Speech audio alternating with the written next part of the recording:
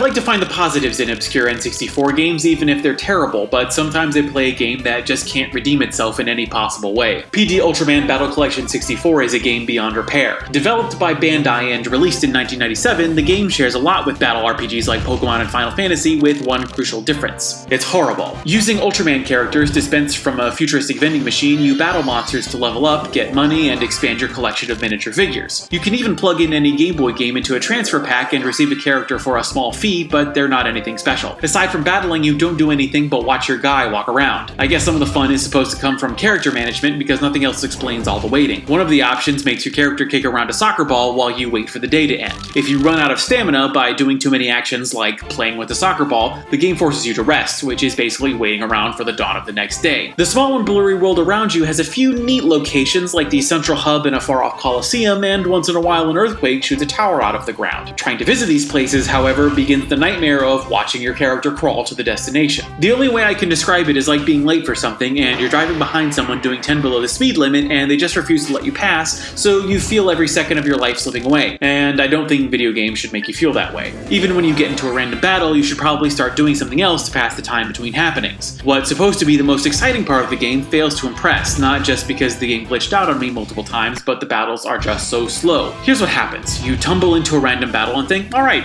time for something to happen for once, and then you wait. You know how Final Fantasy had that bar that filled up and then you could attack? Ultraman 64 has the same thing, only it takes an eternity. When you're first starting out, this is extra terrible because your characters don't have any dynamite special abilities, so you spend most of your time doing basic attacks with low damage, so battles tend to last more than 5 minutes at best. I know it's not really fair to compare some unknown N64 game with big name franchises like Final Fantasy and Pokemon, but just look at how slow Ultraman 64 is in comparison.